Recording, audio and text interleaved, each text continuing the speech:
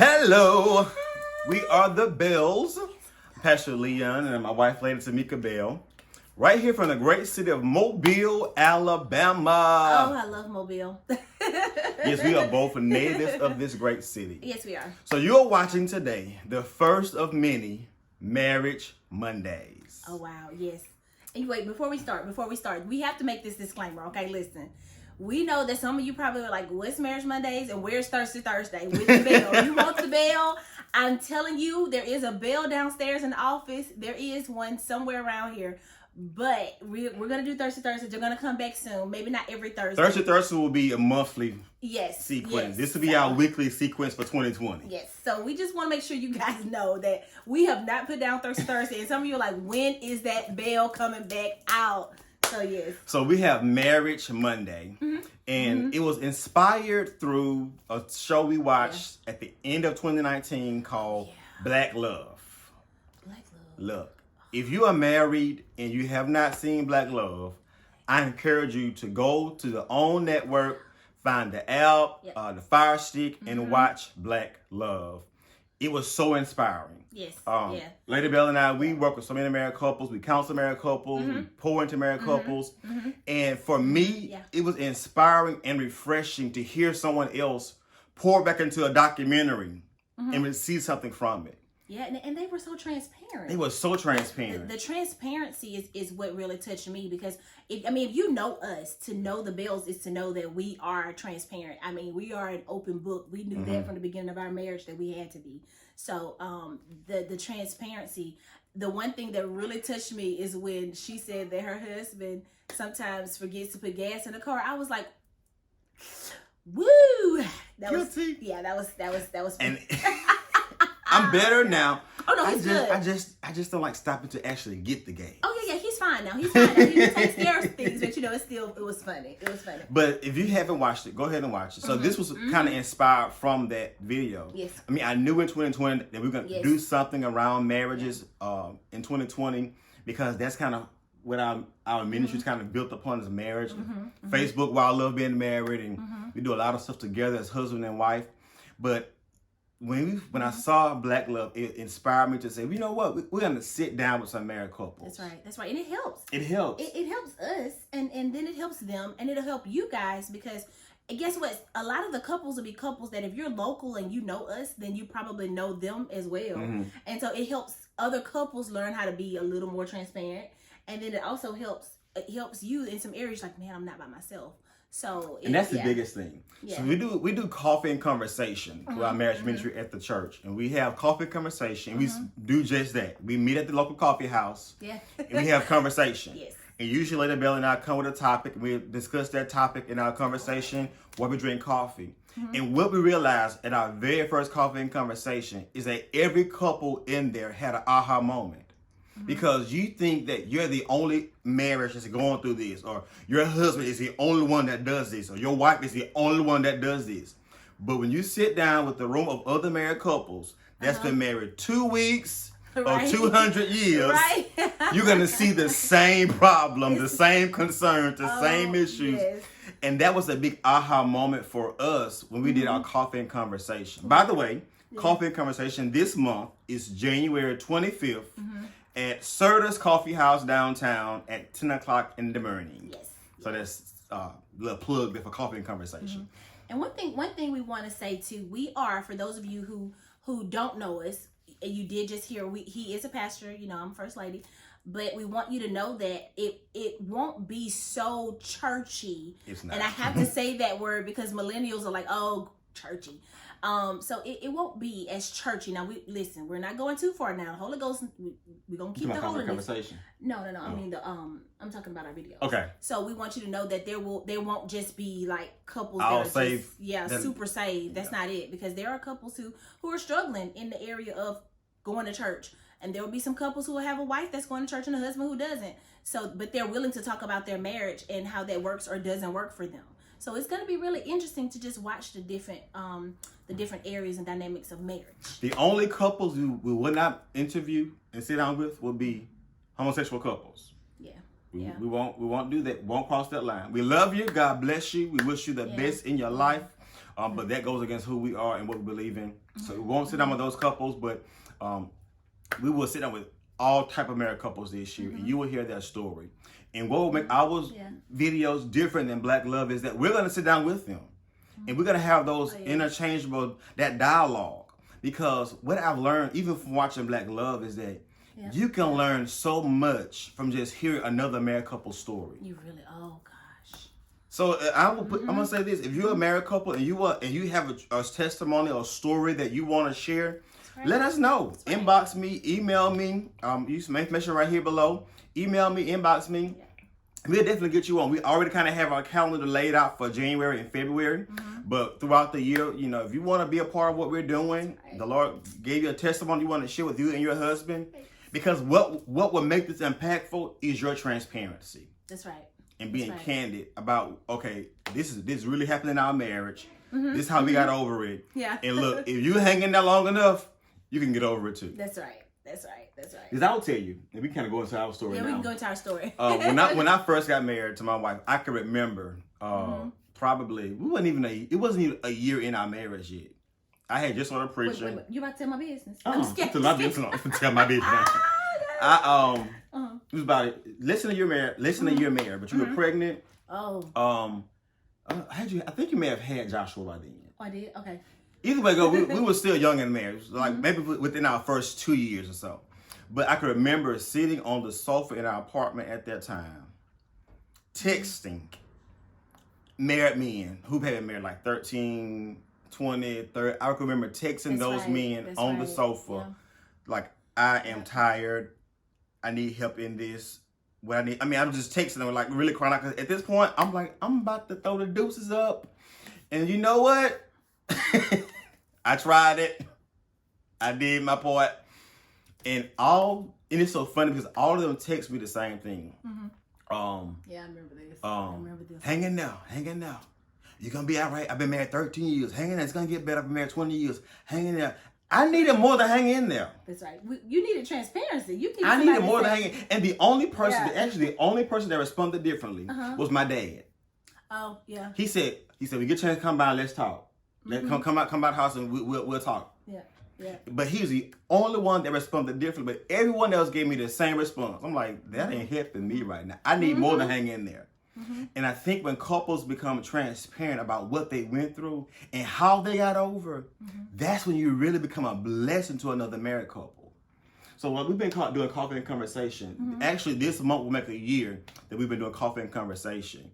And it's mostly couples who've been married probably less than 10 years. Yeah. We're probably the longest married couple that's been married there. I think so. We've had guest couples to come in and share with us who've been married for years. But this is the thing about Coffee and Conversation and just married couples who don't mind being transparent, especially if you've been married for 20 plus years, is that your story is what helps someone who is only been married 2 years. That's what helps them stay in there. And I'm gonna say this because I was the one that pointed out that we weren't gonna be churchy, but let me just put this out here. You know, we overcome by the blood of the Lamb and the word of our testimony. And so sometimes, you know, it's just that simple. Just talk to somebody and tell them what you have. Let them know what your story is, because that's what intrigued us when watching Black Love, is that hearing those couples that struggle through sickness, that struggle through hardship and infidelity, financial struggles, blended families, couples, we experience that. That's right. And there are things that we still experience in our marriage that we are transparent with other couples. Now, some things is not for the camera. That's right. Everything's not for the camera. And we would probably stop you if we thought it was for the camera. Yeah, but there are some things that you and your spouse go through that can be a real blessing as another married couple. That's right. Who's been only married 3 years and ready to tap out because of this one issue. That's right. Lady Bell and I, we sit down with couples and we be counseling them, and we just laugh because sometimes it's like, oh, that's so cute. Y'all let that phase of y'all marriage, because we know those phases. That's right. That's right. We know those phases, but it takes you, who are a mature and seasoned married person who been in this thing for a while, and you loving your spouse, but you don't love him or her every day. No, well, no, wait. We love you every day. Yeah, I mean, you don't like him. That's it. We don't like you every day. That's it. That's what I mean. That's what it is. Like, we don't like you every day. And we're so funny now that he'll try to hug me or something. I'm like, I'm really not like you today. I'm just not feeling you. I woke up and I'm not feeling you. And remember, it was recently.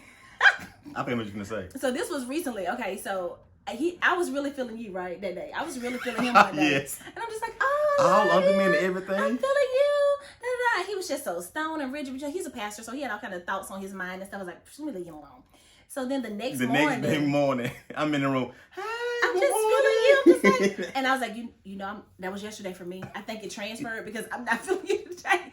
And we just laughed it off. Like, we don't take it personal. Like, he take it personal when I said I'm not feeling you today. And she always knows when I'm not, not really feeling her that day. I do the pet. This my little pet. It's a pet. Oh gosh, this little pet right here. The pet is hilarious. Can we talk about the pet, please? Can we have a moment for the pet? So when husbands are not paying the kids any attention or you any attention, I don't know about other people's husbands. I saw a friend's husband do this to his daughter recently. She came up and he was watching TV. And she was like, "Oh, Daddy." He was like, "Yeah, okay." And I started laughing because when he is not paying me any attention, and I'm like, "Give me some love," and he'll do like this. Okay, baby. Yep. Yeah, baby. You see my hand, right? Yeah, baby. Yeah. And it's not the yes. It's I got you. All right. We're gonna do that. Whatever you want to do. He had something on his mind, and I like head rubs. I mean, this is my natural hair right now, but when my hair is straightened, I like my head rubs. And he'll even pat. He'll be like, he's not rubbing it. He's like, I'm like, oh, okay, you got some things on your mind. So it's those type of things that make marriage fun and create memories. So I'm going to interview some questions that we kind of have. You gonna interview me? Yeah. You know what? I want to say this one little thing though. With that for us, how we arrived there is because we aren't we don't take things personal in our marriage. That's right. I mean, we just learn to communicate that way. It helps us. So I don't walk away as a wife feeling like, he's got attitude. I'm like, I didn't do anything to him. So I mean, we just learned to say it. It's funny. So that's something that happened us recently during Christmas time. You remember, we was having a discussion, a simple discussion. Oh yes. Oh. And old girl just snapped. I mean, just went straight off. Wait. I didn't go off. Did I go off? You went. Start crying. No. This is not crying. Sorry, crying. No, she wasn't crying, but she just went off. I mean, she went way left. I did. I remember. And I was like, I did. I snapped. I just paused, and I said, I did. I snapped. I don't even know what happened. We was actually getting ready to go somewhere. I don't want to go anymore. I'm not going. Go by yourself. No, you know what? I know what happened with me. So what happened with me was, as a wife, you guys understand this. I want to make sure I please my husband. So I don't really care about pleasing other people. Not being funny. I know I'm a first lady, but I don't have a people pleasing spirit. The power of no.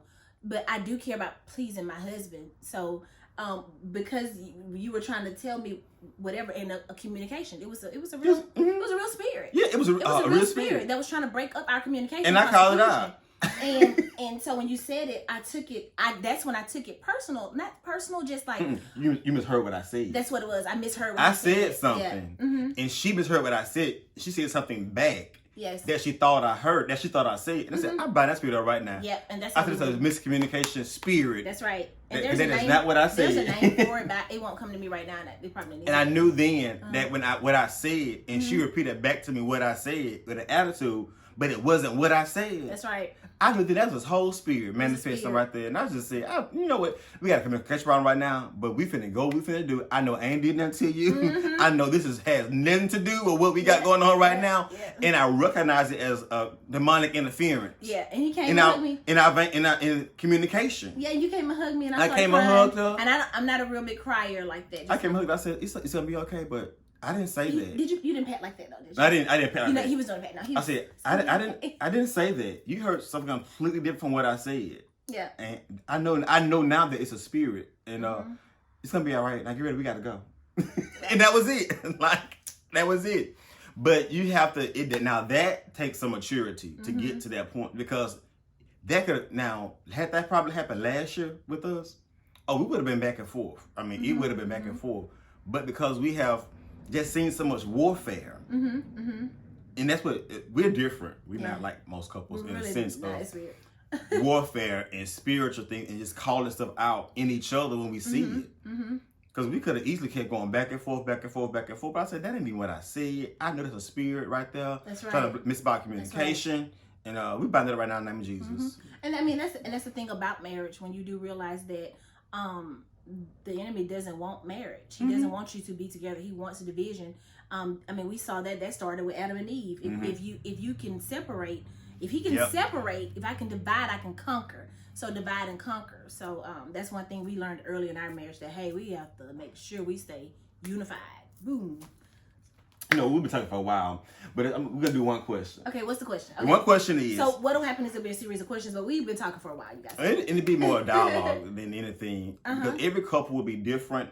Every couple's testimony is different. So each interview will be completely different than the last one. So you will always see something different. But I wanted to ask this question. I know, how does your fantasy of idea of marriage align with the reality of your current married life? Oh, wow. Okay, so I'm totally different. Like, I know, but you don't want to get married. Right. I know. She did not want to get married. Right. So, okay. So I was not that person I was not that female. I'm just going to be honest. I was never that girl that was like, oh, I had my wedding. I'm a dress picked out, my cake, my colors. I didn't have an idea of marriage. I think for you, if that makes sense. I think for you, it wasn't the idea of a marriage. It was what you knew you didn't want in your marriage, based on what you saw. That's right. Okay, that's right. From other relationships. That's right. So because from my perspective, my family's perspective, like I didn't. Me helping her answer the question. The married life. Let me get this box. Help me, please, because I don't want anybody to think that, oh my gosh, she didn't want to get married. It's not that. So I didn't come from a family that was big in keen on marriage. Prime example, everybody in his family is married. Everybody in his family have been married 30 years, 40 years, 50 years. They 60 and been married 50 years. And look like they 12. I'm just kidding, they look good. But so he came from a legacy of marriage, but I didn't see that. My mom was married only once, and it was not to my dad, and she was divorced within maybe 2 to 3 years. My grandmother, I never met my biological grandfather. He died before I was born. And so my grandma was like, get married, okay? It's not happening. And so, I mean, my aunts, I have my aunts, and because they are all living, I won't tell their business, but I don't think they would mind sitting. People know that they were divorced. There we go. So for me, I didn't really see it. And so I know I didn't want divorce. That's number one. If I was going to be married, I was going to be married. I was going to be married. The D word is not a factor one time, because I take vows very seriously. So if I take a vow, covenants, all that stuff, very serious. So I knew that I wanted a husband who loved me. Loved me. I mean, you know, he loved God, loved me, that type of thing. And I'm trying to think of what else. Stability, the regular things. No arguing and fighting, but I know that's a part of marriage. I think for me, I just, you know, I did have that fairy tale idea of marriage. Yes, he had it, because, you know, he saw that. That's what he saw. So I did have a fairy tale idea of marriage, and I knew I wanted to get married. Even when I was in the world, I knew I wanted to get married. I knew I wanted to have a wedding. Had it been up to my wife when we got married, she would have been fine getting married in the pastor's study and going home and hanging out. Whoa, not going home and hanging out. But I mean, in terms of not having a reception. I would have been fine with getting married in the pastor's study and going off to St. Lucia or Bora Bora somewhere, or Dubai or Rome, because I didn't have to party with anybody spending my extra money on y'all to get some cash. I knew I was getting married one time. That's right. And I knew I wanted to do a big celebration. So I pushed the wedding on her, and now that we've had it, she's glad that we did. When I tell you, God knows who to put you with, because he knew that I wasn't that person. Like for me, I rode around looking at houses. Me and God, I can tell you where every house is in Mobile, every mansion, every whatever. That's what me and God did. But God gave him the vision for that. So I mean, I think I came up with the colors. I did have the colors. And then after that, now I'm bougie. So after that, once I realized we were having a big wedding, I was like, oh yeah, okay, wait a minute, hold up, let me take it over. Oh, I turned into a total girl once I realized it was happening, but I didn't, and I'm glad God gave that to him. Yeah. So my idea of marriage, because my parents been together, is it 40 years yet? Yeah. We had 40 years? 41 years. My parents been together 41 years. Yes, 41 years. That's right. My parents been married 41 years. So I saw they've been together my whole life. Now, their marriage, it's not perfect, but I saw that in my marriage. So I knew I wanted to be married to my wife forever. And I knew that the word. I don't mean to cut you off, but even your aunts and uncles, like my aunts, uncles, my aunt's been married. I mean, yeah. So I've seen marriage around me. So I knew that getting married to me was a one-time deal. So that's why I wanted a big celebration, a big wedding, because I knew it was going to only happen once in my life. But before getting married, we both had the discussion that the divorce is not an option. Like, that's not an option for us. No matter what happens, if we think it, we feel it, we want it, we won't say it. So for me, I knew that, after getting married, I wanted the, dinner every night on the table and all this other stuff that was just really unrealistic. Really unrealistic. Now, she's a great cook and she does cook, but wanting a meal every night was unrealistic. Now, when we first got married, she tried to cook 3 meals in one night for all the children. Well, this child don't want this, and this child don't want that. So this is for this child, and this for this child, and then this is for us. I said, no, ma'am. Can we just maybe like no, ma'am, we not doing that. Can we just let me explain. That's not how we gonna have dinner in this house. I was a single parent and I had 2 boys, and so it was nothing, because I like to cook. So it was nothing for me to ask, what do you want to eat and what do you want to eat? And one would say I want hot dogs, and somebody would say I want fried chicken. Well, I want spaghetti. So I would cook spaghetti, fry some chicken, cook hot dogs. And so for me, that was not a big deal, because if you're a cook, you know how to maneuver all of that, and all of that can be done like within a matter of like 30 minutes. But if you have a family, that's 3 meals every night. Yeah, so I didn't realize, and that helped balance me out, because I didn't realize how spoiled my boys would become. And God gave me a husband that said, whoa, wait a minute, you just gonna cook some spaghetti and that's gonna be it. And maybe some fried chicken with the spaghetti. And if they don't want that, they're not gonna eat. Right. Like we're not asking everybody what they want to eat. And I mean, I was even like that with my friends. Any of my friends watching, they will tell you, man, we would come in and we would call it Mika's grits and goose instead of Waffle House. Hey, listen, this was BC, before Christ, okay? We went out and all that stuff. We would come back. We didn't go to Waffle House. We came back to my house because guess what? I was still the sober friend and I could cook. So I'm cooking grits at 3 o'clock in the morning. I'm cooking grits, eggs, pancakes, fried chicken. I think one friend wanted some chili beans. She wanted some chili at 3 o'clock in the morning. And she was like, Mika, I know you can whip it up for me like in an hour. I know you can. So I'm cooking chili at 3 o'clock in the morning. So yeah, that's just. So that's a little bit about us, and you'll learn more about us as we go through this year, because we're going to share part of our story as we sit down with other married couples. Yeah. But this is going to be a great year. We're praying that awesome things will begin to happen in your life. And if you're watching and you're not married and you're desiring to be a wife, or you're desiring to find your wife, that we believe that God's going to do that for you. Yes. We have a heart for marriages, and we just thank God for what He's done in us, that we don't mind being transparent with you. We're going to sit down with some other couples to be transparent with you as well, and just share our story. That's right. Of married. That's right. Of being married. I'm sorry. And I think, for me, okay, I just feel like I need to explain, because I don't want people to think that I was hard. I wasn't hard. I don't want people to think I was hard why I didn't want to be married. It's not that. Oh, no. It wasn't not wanting to be married. It just didn't have the idea of the desire to be married. That's what it. Yeah. It wasn't like, no, I'm not going to marry you. No, it wasn't like that, not wanting to be married. It's just not having the desire to be married. Yeah, right. I was, so I just wasn't that person, like, to be like, oh, I got to have a husband. No, I wasn't like stuck on having a husband. I had Jesus. Yeah. So. Yeah. Okay, so we have time for maybe one more question. Okay, one more question. All right. So, you said you didn't want to be married. You didn't have the desire to be married. Yes. When did you know? At what point did you know that I was going to be your husband?